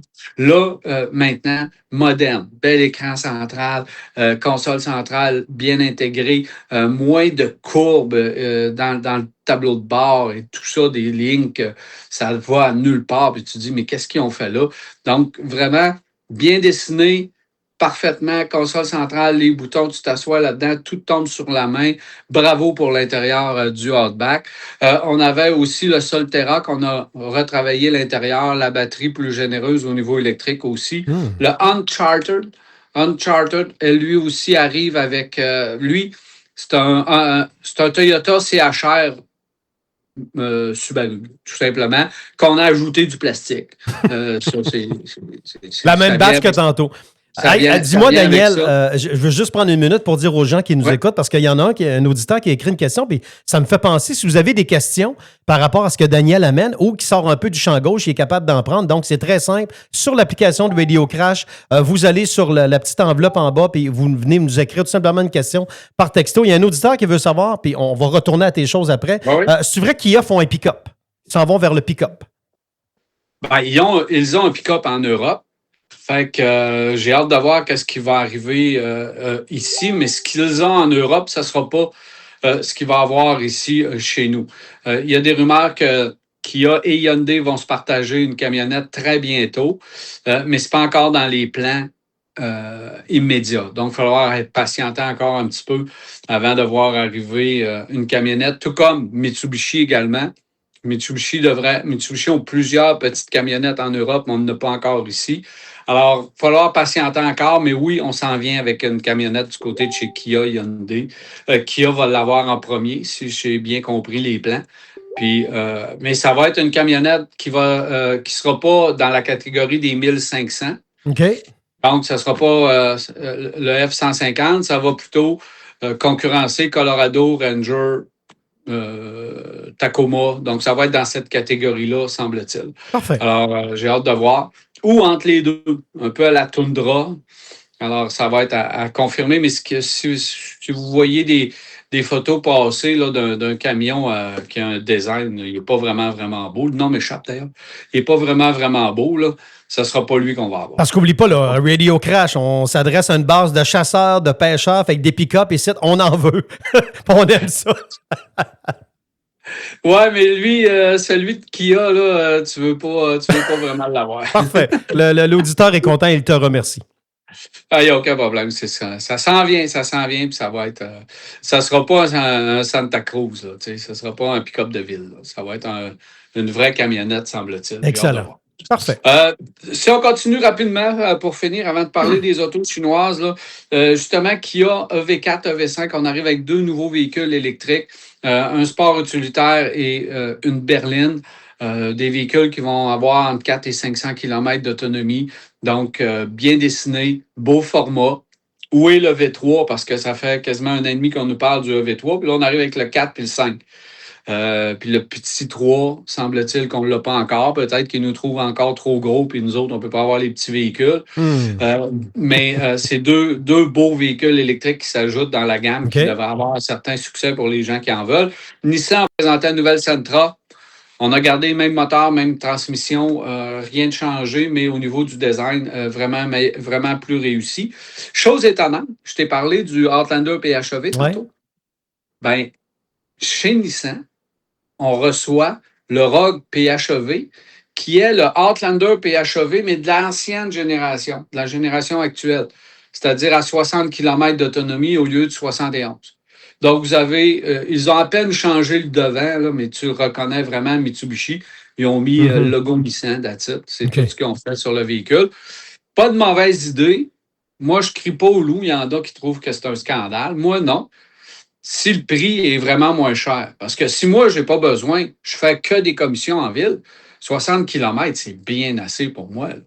Fait que moi, je le chargerais. Avec mon quotidien ici, je viens à la station, je repars. Je pourrais faire la recharge aux 3 jours. Moi, ça fait que ça ne me dérange pas, 60 km. Fait que si le prix est bon. C'est pour ça, Daniel, avant d'embarquer puis de sortir notre portefeuille pour des voitures hybrides ou 100% électriques, tu l'as bien dit, il faut connaître notre routine, nos besoins, bien s'informer parce qu'à partir du moment où tu as acheté la voiture, tu sais, dès qu'on sort du concessionnaire, ça perd de la valeur. Dès qu'on met notre flasheur tourné à droite ou à gauche, on vient de perdre un montant d'argent. Alors, il faut prendre le temps comme il faut. Mais il y en a des bonnes voitures. Si le prix est bon, puis tu sauves, le kilométrage fait ton affaire dans ton quotidien, bravo, sauve de l'argent, vas-y. Yes. Véhicule important, la Bolt du côté de chez GM. OK. Là, on nous avait dit que ça allait être la voiture électrique la moins chère sur le marché lorsqu'elle allait revenir et tout. On ne savait pas trop le format. On l'a arrêté pendant quelques années. Là, elle revient. C'est exactement le même véhicule. On a à peine changé la portion avant, un petit peu de lumière arrière, quelques petites affaires à l'intérieur, mais ça demeure la même Bolt qu'elle était avant, dans le même format, même dimension, exactement. Ben, c'est même pas cher. affaire. Parfait, ça. Oui, mais là, tu sais, t'es à 44 000 quand même là-bas. Tu sais, elle pogne, elle dépasse un petit peu le 400 km d'autonomie. OK. Donc, c'est pas un bon extraordinaire. C'était à 3,80. Donc, ça reste à peu près dans les mêmes eaux. Là, je pense que c'est 412. Bref, c'est dans les mêmes eaux. Puis là, le prix, ben, tu sais, j'aurais aimé un 38, 37, 38, 39 000. Honnêtement, il y a un 5 000 de trop dans ça. Fait qu'on va attendre de voir, là. Mais pour moi, il manque encore un petit peu d'argent parce qu'à 44 000, la Nissan Leaf est dans ces eaux-là. Fait que c'est à peu près la même affaire. Oui, parce que là, en tout et partout, tu te ramasses avec les taxes, là, on n'est pas loin du 50, là. Ben oui, c'est ça. Hey. Il y a un petit peu trop d'argent pour le véhicule. Au même prix, tu sais, je vais attendre de la conduire, mais au même prix, moi, j'irais quasiment vers la Leaf qui est plus moderne, qui est un petit peu plus grosse, puis tout. OK. Fait que, bref, ça va être à suivre là-dedans. Puis, en terminant, Hyundai nous ont présenté le concept Cratère, concept sport utilitaire assez extrême, OK. mais on ne s'est pas gêné pour nous dire que ce véhicule-là n'arrivera pas sur le marché. Par contre, si vous regardez le design, c'est ce qui va inspirer les futurs véhicules. Fait que ça, c'est prometteur parce que lorsqu'on regarde les phares, parce qu'il faut savoir où regarder. Là, quand tu regardes les phares, tu regardes les lumières arrière, il y a des petits éléments ici et là. L'intérieur, tu vois que tous les cadrans sont carrés. Ouais. Ça peut inspirer dans les prochains véhicules. Il y a une tendance. OK. Donc, c'est quand même assez intéressant. Voiture chinoise. Yes. Oui, mon cher ami Daniel. Qu'est-ce que tu veux? Que voulez-vous? T'as l'animé chaud, là. Que voulez-vous? Fait qu'on a annoncé des voitures. On a ouvert finalement le marché chinois à 50 quelques mille véhicules, 49 000 véhicules qui peuvent arriver ici à un prix qu'on nous dit de 35 000 $. Donc, on va avoir des voitures électriques pas chères sur notre marché. C'est une bonne chose. Moi, tout ce qui est pression à la baisse au niveau des prix, j'achète ça à 100 000 $. Taux de 6.1, le 6.1, je ne sais pas d'où il vient, là, d'où ça sort, le 6.1, où on les taxe, là, c'est un chiffre que je ne comprends pas. Peut-être qu'il y a une logique en arrière de ce chiffre-là, mais je ne le comprends pas. Okay. Donc, 50 000 véhicules, je trouve que ce n'est pas suffisant pour qu'un constructeur, par exemple, comme BYD s'installe. 50 000 véhicules, moi, ça me fait dire que ça va être probablement un petit importateur privé ou ça va être une marque quelconque qui va essayer de s'implanter ici à la Tesla. Donc, un genre un point de vente ou un point de service par région, puis tu commandes tes véhicules sur Internet, puis tu ne sais pas trop comment ça va être entretenu. Ou encore pire, comme VinFast, où tu as 0 point de vente, puis tu ne sais pas qui rentre les véhicules ici, puis tu ne sais pas quoi faire une fois que tu as des problèmes avec. Fait que pas sûr, hein? On ne laisse pas la place à un constructeur majeur à venir s'installer ici. 50 000 véhicules, c'est pas assez pour que BYD dise « Je vais implanter un réseau de concessionnaires, je vais construire une usine au Canada. » Tu sais, c'est pas assez de véhicules. Alors moi, c'est quoi ton chiffre magique, toi?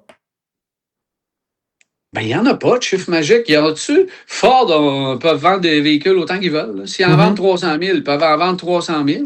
C'est t'ouvres le marché, t'ouvres le marché. Y a pas...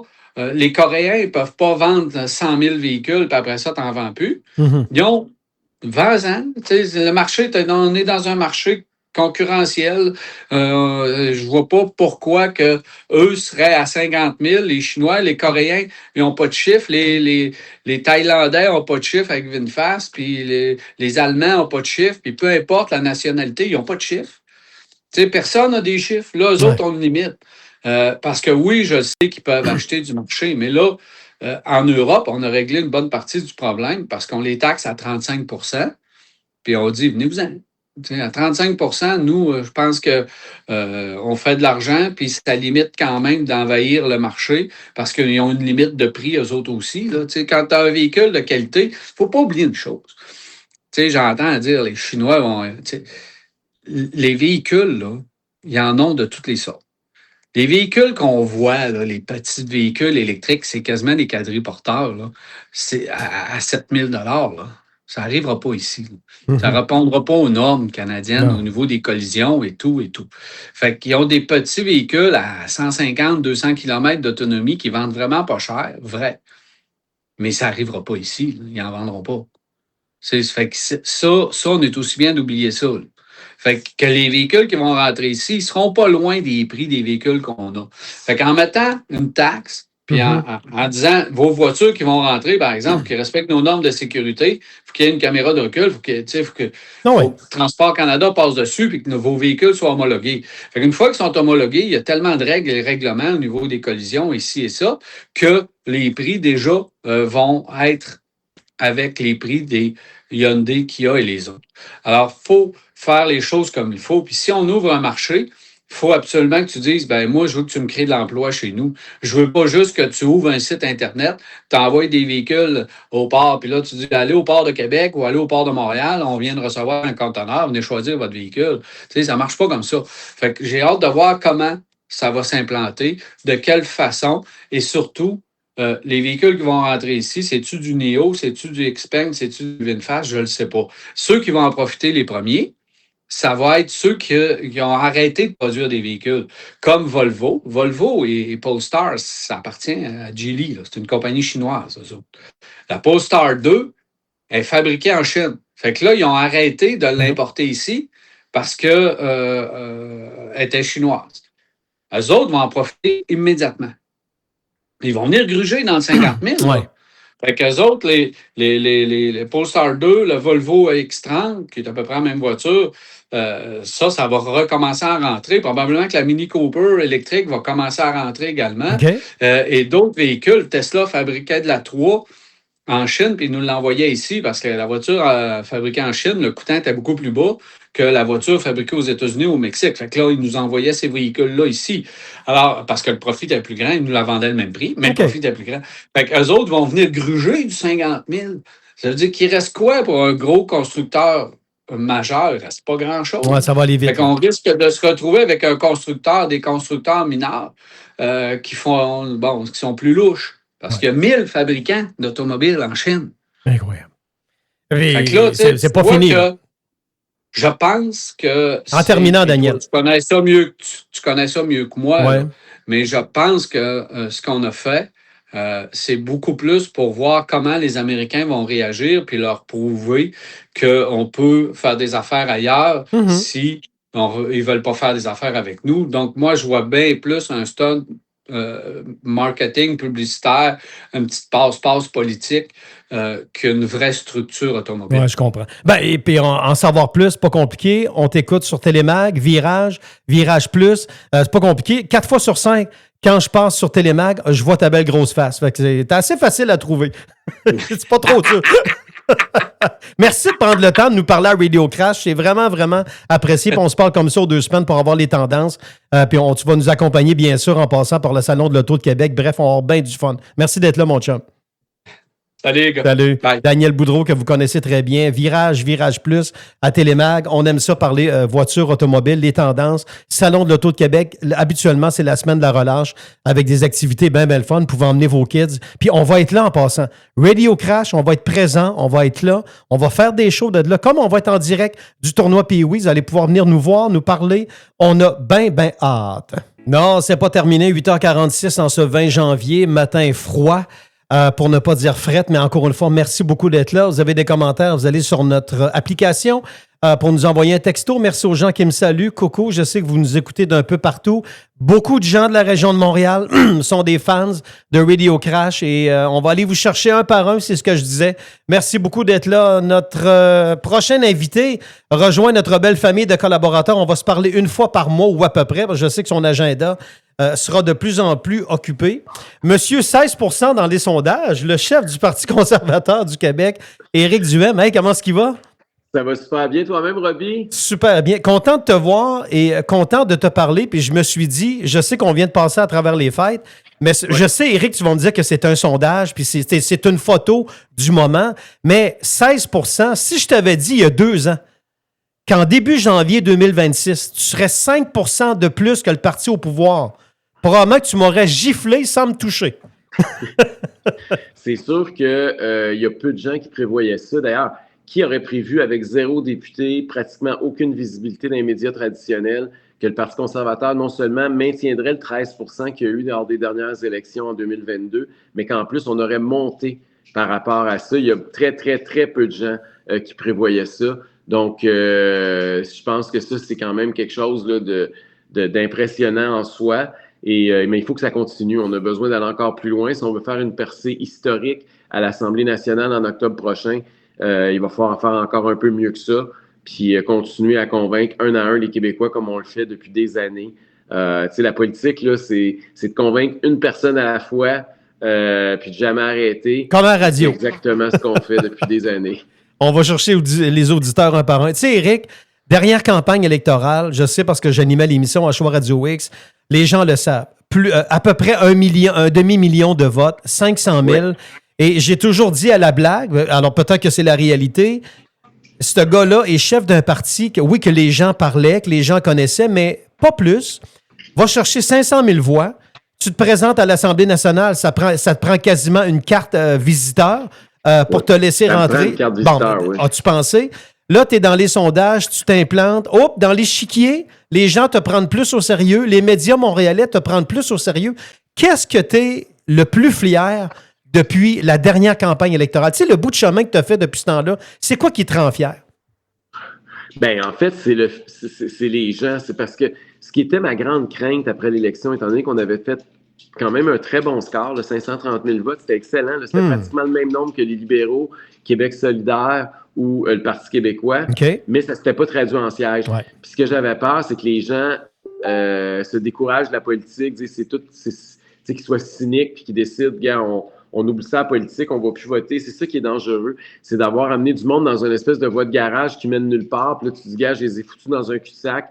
Puis là, aujourd'hui, ces gens-là ont perdu foi en politique. Ça, c'était ma grande crainte. Donc, ce dont je suis fier, c'est que les gens, ils continuent à y croire puis qu'il y en a de plus en plus. Je pense que ça, c'est la chose qui me fait le plus chaud au cœur. Puis je pense que les raisons pour qu'on votait conservateur, évidemment, en 2022, ont changé aujourd'hui par rapport à ce qu'elles étaient en 2022. Je pense qu'on a encore plus de raisons d'être conservateur aujourd'hui qu'on l'avait il y a 4 ans. Il y a 4 ans, évidemment, c'était beaucoup basé sur la crise sanitaire. Rappelle-toi, on s'était fait brimer nos droits individuels, nos libertés, notre démocratie comme jamais de l'histoire du Québec. Mais là, je regarde tout ce qui se passe au Québec depuis ce temps-là. Tu sais, notre système de santé, on met de plus en plus d'argent, ça s'en va dans le mur. On est rendu de plus en plus endetté, malgré ce qu'avait dit la CAQ, qui allait éliminer le déficit. On a empilé les pires déficits de l'histoire du Québec. Il y a de plus en plus de fonctionnaires. Il n'y en a jamais eu autant à l'emploi du gouvernement du Québec qu'il y en a ce matin. Puis ça, c'était une promesse importante de Legault. On va serrer la ceinture. Bien là, ce qu'on voit, c'est qu'au contraire, on les a nourris encore plus. Ça n'a pas de bon sens, Éric. Tout a été à sens contraire, tu sais. Puis là, je vois la CAQ qui s'en va dans une course à la chefferie. Mm-hmm. Là, hier, je riais, là. Ils disent tous qu'ils sont de centre-droit. Hier, là, j'entendais le ministre Benoît Charest dire qu'il est de centre-droit. Bernard Drinville qui dit qu'il est en réflexion. Il faut que la CAQ reste avec son ADN de centre-droit. C'était ma prochaine question. Ça fait 4 ans. Ça fait plus que 4 ans. Ça fait 7 ans que vous êtes au pouvoir. Mais là, dans le dernier mandat, qu'est-ce que vous avez fait pour la droite? Vous faites tout le contraire. Je veux dire, vous avez empilé les pires déficits, vous avez engagé des fonctionnaires comme jamais, vous nous empêchez d'exploiter notre gaz et notre pétrole au Québec avec des lois alors que vous aviez promis de le faire. Vous empêchez le privé en santé alors que vous aviez promis de l'instaurer. Vous appuyez la taxe carbone. On est rendu les seuls en Amérique du Nord avec la Californie qui payent encore une taxe carbone alors que même au Canada, ils l'ont tout aboli. Même Mark Carney est allé là. Donc, ce gouvernement-là, c'est un gouvernement qui clignote à droite, mais qui vire à gauche. Et je pense que tout le monde en est conscient maintenant. Puis je pense qu'il faut en prendre acte. Il faut réaliser ça. Mais en même temps, c'est bon signe qu'ils veulent tous se dire de droite parce qu'ils savent qu'il y a un mouvement qui s'en va vers là, puis ils essayent tous d'en profiter en bon opportuniste qu'ils sont. Mais le seul problème qu'il y a, c'est qu'ils n'ont aucune valeur puis ils n'y croient pas. Ben, c'est parce que là, Éric, ce qui arrive, c'est qu'il ne te voit pas en culotte courte. Là. Tu comprends mon point? À 16 % dans les sondages, il y a quand même une tendance qui se cimente depuis la dernière campagne électorale. J'ai l'impression que je te regarde aller, tu te bats un peu comme un diable, comme dans l'eau bénite. Mais là, j'imagine, Éric Duhaime, que tu dois commencer à sentir qu'il se passe quelque chose derrière toi. Tu dois te sentir moins seul. Tu dois avoir des appuis. Puis là, je parle de façon sérieuse. Pas « Hey, salut Éric, une tape dans le dos chez Couche-Tard, on va voter pour toi puis on se pince le nez. » Non. Tu dois sentir qu'il se passe quelque chose, Éric, là? Ben là, on commence à nommer nos candidats. On commence à avoir une équipe. Je pense que ça, c'est important. Là. Il va falloir que le Parti conservateur du Québec, c'est pas le parti juste d'un gars, mais évidemment, la façon dont c'est fait, c'est difficile d'avoir une équipe. T'sais, ils me reprochent de pas d'équipe. Quand je mets des gens avec moi en équipe ou qu'on envoie des communiqués avec d'autres personnes, ils veulent pas les prendre en entrevue parce qu'ils veulent des clics, fait qu'ils veulent pas que la parole parle. Donc, à un moment donné, c'est ça qui est dur aussi. Okay. Mais on est en train de le faire. Là. Déjà, tu vois, on a un congrès qui va avoir lieu le 31 janvier prochain puis le 1er février au Lac-de-L'Âge à Québec. D'ici là, on va avoir annoncé une vingtaine de candidats. J'ai déjà commencé à en annoncer quelques-uns. Donc, ça, c'est en train d'être mis en place. As-tu des noms pour nous autres un matin? Ben écoute, j'ai déjà annoncé que Jonathan Poulain allait être notre candidat dans Beauce-Sud. Il se représente, oui. Il se représente. J'ai annoncé notre candidate aussi, l'ancienne mairesse de Falardeau, qui se présente à Chicoutimi pour l'élection partielle qui va avoir lieu le 23 février. Oui. On vient d'apprendre un matin que ça va être le 23 février que l'élection partielle va avoir lieu à Chicoutimi. Et ainsi de suite. On va en annoncer, comme je te dis, une vingtaine d'ici le congrès. Puis ça aussi, c'est important, le congrès, pour nous autres, là, parce que c'est le dernier congrès avant l'élection, donc au niveau idéologique, là, c'est toutes les bases de nos idées qu'on va présenter en campagne électorale et le début de l'équipe qu'on va présenter aux Québécois. Donc, on est en train de mettre ça en place. Puis ce que j'aime surtout, c'est le contraste. C'est que pendant que nous autres, on travaille les Québécois, on présente des propositions constructives, on annonce des nouvelles personnalités dans toutes les régions du Québec pour porter nos couleurs, bien, on voit que la CAQ, à tous les jours, il y en a qui annoncent qu'ils ne se représentent plus. On voit que les libéraux, ils sont encore en train de chercher un chef. Le PQ, il n'ose pas trop déballer le carte. Fait que je suis content de voir le contraste qu'on a entre nous et nos adversaires pendant qu'on est stratégiquement en train de se déployer sur le territoire. Je m'en allais un peu vers ça parce que, écoute, il se passe des choses sur l'échiquier politique au provincial et bien sûr, tu fais partie de cette équipe-là. Premièrement, tu l'as dit. Qui aurait dit que, tu sais, on pensait il y a à peine un mois que ou 2 mois, que Pablo Rodriguez allait être dans la mêlée avec François Legault, etc. Là, c'est plus le cas du tout. On va y aller avec la CAQ. Départ du premier ministre François Legault. Il y a eu des gros canons avant les fêtes, dont Christian Dubé. Dans les dernières heures, Geneviève Guilbeault. Et celle, moi, que je voyais, le porte-étendard de ce parti-là, prendre la relève. Moi, je voyais Sonia Lebel. Je m'étais engagé en ondes la semaine passée. Je me disais, je vais mettre un 2 piastres sur Sonia Lebel. Là, on voit plus que c'est Christine Fréchette. Premièrement, ces départs-là, faut être honnête, cependant, Éric, à chaque fois qu'un parti arrive après 2 ans d'usure de pouvoir, la plupart du temps, ils retournent tous dans le table chez leur famille, si on est honnête. Les gros canons. C'est vrai, il y a souvent, c'est l'usure du pouvoir, puis après 2 mandats, effectivement, normalement, il y a un changement. Ce qui est phénoménal, c'est le changement, la profondeur du changement. C'est pas juste un changement de chef auquel on est en train d'assister, là. C'est la fin d'un régime complètement, là. Tu sais, quand tu vois, tu viens de le mentionner, là, tu sais, pensez, là, Christian Dubé, Geneviève Guilbeault, Sonia Lebel, François Legault. C'est probablement les numéros 1, 2, 3, 4 du régime, là. En l'espace d'1 mois, ils ont tous annoncé qu'ils s'en vont. Ils savent ce qui s'en vient, Eric. Ils savent tous ce qui s'en vient. Fait que là, c'est l'équipe C qui se bat pour essayer d'être calife à la place du calife, là. Mais c'est quand même, c'est très, très, ça veut dire beaucoup. Puis comme, tu sais, l'autre affaire aussi, écoute, un parti comme nous autres qui n'a pas de députés, on est 5 points en avance sur le gouvernement. Fait que, tu sais, ça démontre, oui, qu'on a fait un bon travail, mais ça démontre aussi que c'est pas très, très fort. Là. Ah ouais. Fait que je pense que les Québécois ont déjà, je pense que leur jugement est fait par rapport à la CAQ. Hein. Je pense qu'ils en ont soupé. Puis ils attendent la première occasion là, pour leur signifier qu'ils en ont assez et qu'ils veulent s'en débarrasser. Petit aparté avec les libéraux. Charles Milliard était tombé deuxième l'année passée derrière Pablo Rodriguez. On sait ce qui est arrivé, l'histoire de Brownie. Charles Milliard est là. Il y a Mario Roy, que je salue, agriculteur de la Beauce, 18 000 $ de dette, lui qui est encore là, puis qui il semble penser qu'il y a des chances. Bon, on verra ce que les libéraux font, mais petit aparté, s'il fallait qu'on laisse aller, qu'on accepte ces 18 000 $ de dette, alors qu'il faut qu'ils remettent 30 000 sur la table, dont 15 000 à court terme, avec des signatures, puis c'est pas moi qui le dis, là. J'entends des journalistes professionnels à la télé qui se cachent un peu le visage pour pas trop rire et qui disent on aurait quel genre de course avec trois débats. Je veux dire, la pire chose qui peut arriver aux libéraux, c'est que Mario soit là dans les prochains mois. Il faut qu'il tranche pour Charles puis qu'on fasse quelque chose de sérieux chez les libéraux, Éric. Je pense que la pire chose qui peut arriver aux libéraux, c'est que François Legault s'en aille et qu'il y ait une course à la chefferie à CAQ. Parce que ce que ça veut dire, c'est que les libéraux, la seule fois qu'on va en parler d'eux autres, c'est quand il y a eu des histoires de corruption puis de brownies. Et après ça, ils vont retomber dans l'ombre avec un chef qui est, somme toute, sympathique, mais relativement inconnu. Puis le problème du Parti libéral, c'est pas un changement de chef qu'ils ont besoin. C'est un changement de culture à l'interne. C'est qu'il y a une culture de la corruption dans ce parti-là. Et le ménage n'a de toute évidence pas été fait. Puis ils ont changé de chef, mais la culture est restée là. Puis là, ils vont encore changer de chef. Et je crains que cette culture de corruption-là va rester là. Il y a 4 rapports, il y a 4 enquêtes là, qui sont en cours présentement, 4 rapports qui sont attendus au cours des prochains mois. Je pense que le Parti libéral va en avoir plein ses bottes à régler ses problèmes de corruption. Puis malheureusement, pendant qu'il s'occupe du problème de corruption interne, il ne s'occupe pas des Québécois. Et c'est ça qui est dramatique. C'est que ce parti-là, il ne s'occupe pas de ce qui préoccupe les Québécois. Moi, il n'y a personne qui me parle là, que leur affaire numéro 1, c'est de régler la corruption au Parti libéral. Non. Moi, quand je parle au monde, là, ils me disent que l'épicerie, le panier d'épicerie coûte cher, puis ils sont écœurés, ils sont plus capables de le payer. Il faut qu'ils renouvellent leur hypothèque parce que les taux d'intérêt, il y a 4 ans ou il y a 5 ans, étaient très bas. Puis là, ils sont énervés parce que l'heure de renouvellement arrive bientôt. Augmentation du loyer.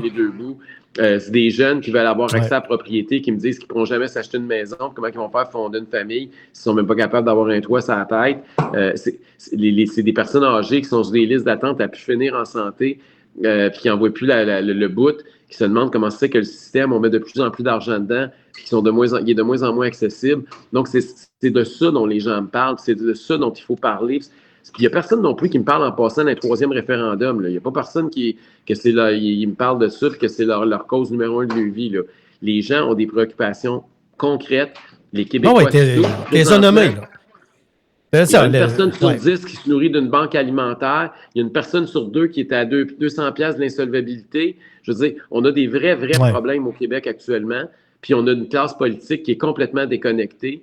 On a un gouvernement qui donne des subventions il n'y a pas si longtemps pour faire des bébés carottes. Là. Fait que, on est vraiment dans un autre monde. Là. Ils sont complètement ailleurs par rapport à l'ensemble des... Non, tu as tout à fait raison. Revenir au plancher des vaches, les gens, c'est très difficile de s'administrer en 2026, tu l'as dit. On s'arrache les cheveux de sa tête, juste se loger et se nourrir.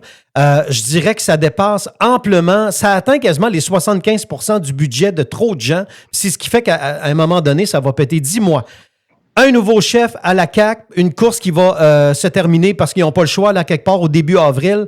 As-tu l'impression que s'il sort un sondage avantageux, qu'ils vont vouloir précipiter les élections et y aller avec des élections printanières? Puis en sous-question, rapidement, est-ce que tu vas être prêt pour des élections au mois de mai au lieu du mois d'octobre? Serais-tu prêt?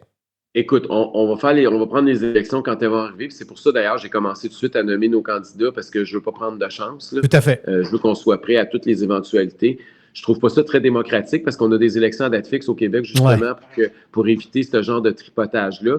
Puis je suis pas convaincu qu'un nouveau chef inconnu, qui n'aura même pas présenté un budget, va vouloir déclencher l'élection tout de suite dès qu'il arrive. La CAQ, on s'entend, là, ils gagneront pas. Là. Fait est-ce qu'ils sont vraiment précipités d'aller à l'abattoir? C'est rare qu'on voit ça. Là. Fait qu'ils vont étirer. Moi, j'y crois pas au scénario d'une élection printanière. Cela étant dit, en politique, il faut toujours être prêt. C'est la meilleure façon de s'assurer que ça n'arrive pas, c'est d'être prêt. Parce que là, ils n'iront pas s'ils savent qu'on est prêt. Là. Donc, Éric Duhaime, toi, là, je sais que tu n'es pas obligé de tout nous dire ce matin, mais dans ta ligne de mire, c'est pas compliqué. Ton adversaire numéro 1, c'est le PQ. Toi, tu pars à la guerre contre PSPP. Parce que de ce que je sens, les deux autres sont pas sur l'écran radar. Puis Québec solidaire, on les aime bien, mais ça va pas bien non plus. Là. Non. Vincent Le Parissal leur a donné un coup de fusil dans le pied. Mais notre adversaire, écoute, c'est pas moi qui le dis, là. regardez le dernier sondage Palace, là, c'est une lutte entre le Parti québécois et le Parti conservateur du Québec, partout sauf à Montréal. Hein, c'est à Montréal, évidemment, il y a une autre dynamique à cause des anglophones, des immigrants, tout ça. Là, c'est une autre dynamique politique.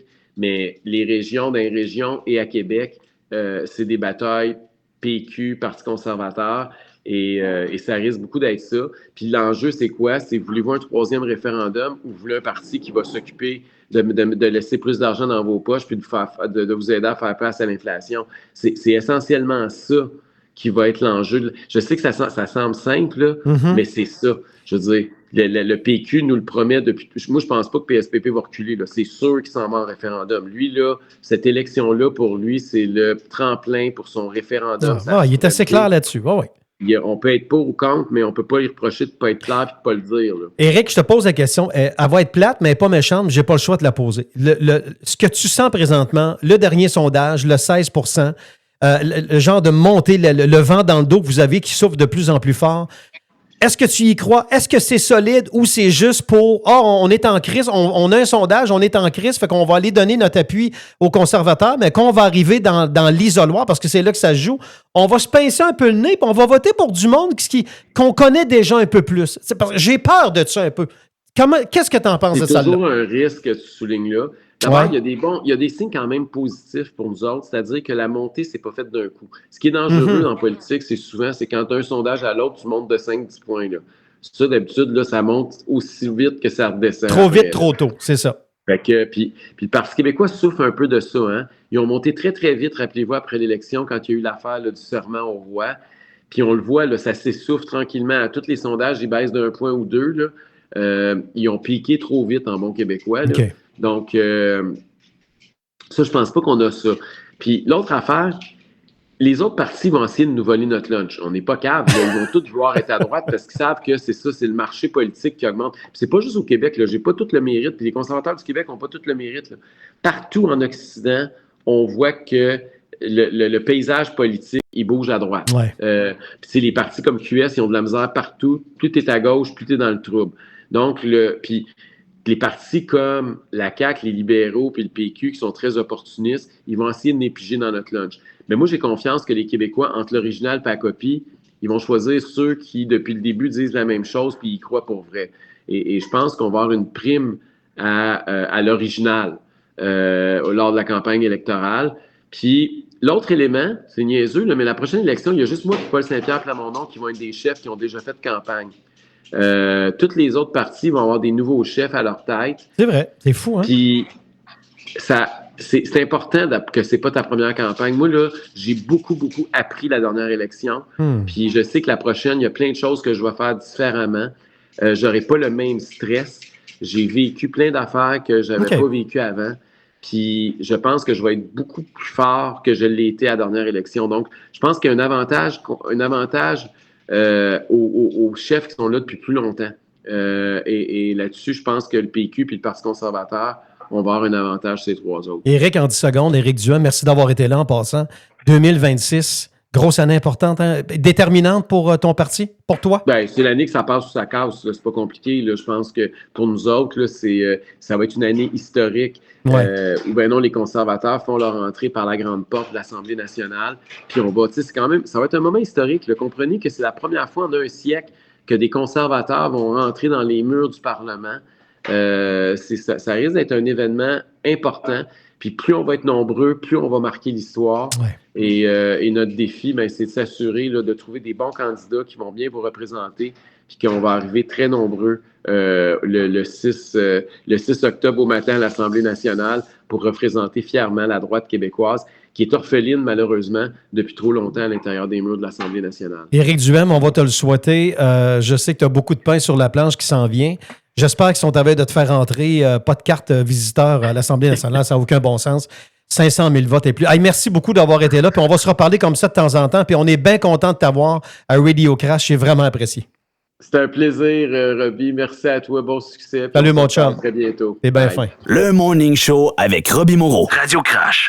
Ouais, ben c'est pas mal ça pour ce matin, la gang. Merci à tout le monde d'avoir été là, mes invités. Ça a été vraiment génial. Éric Duhem, un collaborateur que vous connaissez, que vous appréciez, que vous aimiez ou aimiez pas. vous faites votre propre opinion, puis nous, on vous les met en ondes, puis après ça, vous faites ce que vous en voulez. Mais l'important, c'est de les avoir, c'est de faire parler de nous. Radio Crash, vous êtes en train de vous apercevoir qu'on est une radio comme les autres. On est une radio web, on est une radio comme les autres. On peut parler à n'importe qui, que vous entendez n'importe où avec n'importe qui, et c'est ça qui est important. On n'est pas plus petit, on n'est pas plus gros, puis c'est dans notre attitude aussi, puis j'écoute tous les shows ici à Radio Crash, puis on n'a pas le sentiment d'infériorité, là. Oui, encore une fois, on va travailler fort pour se faire connaître encore plus, pour aller vous chercher un par un. Et ça, c'est notre job. Mais vous êtes là, on vous sent de plus en plus présent. Et ça, c'est vraiment, vraiment apprécié. Et oui, ce sera toute une campagne, toute une année 2026 sur la scène provinciale et pour le Parti conservateur également, pas à peu près. Je vous rappelle aujourd'hui, la poutine carnivore dans vos fromageries Victoria et la poutine du jour, 50% de rabais. Hein, c'est un beau cadeau. Fait que vous emmenez manger votre collègue, votre boss, votre chum, votre blonde. Ben, c'est carrément un 2 pour 1. Là, c'est le même qu'il faut le voir. Je ne sais pas si Pat est stressé au fait que je vais être en retard, mais il va avoir quand même un bon lousse. Il sera là dans les prochaines minutes. José sera là à midi. Martin dans le retour. Merci à tout le monde. C'est toujours un plaisir de vous parler en direct de chez moi, de mon bureau, bien installé à chaleur. J'ai déjà hâte de vous parler demain matin. C'est toujours un plaisir aussi de vous lire par texto et de sentir que vous êtes de plus en plus présents. Salut la gang. Merci d'écouter. Merci d'être là. J'apprécie énormément. On se parle demain matin.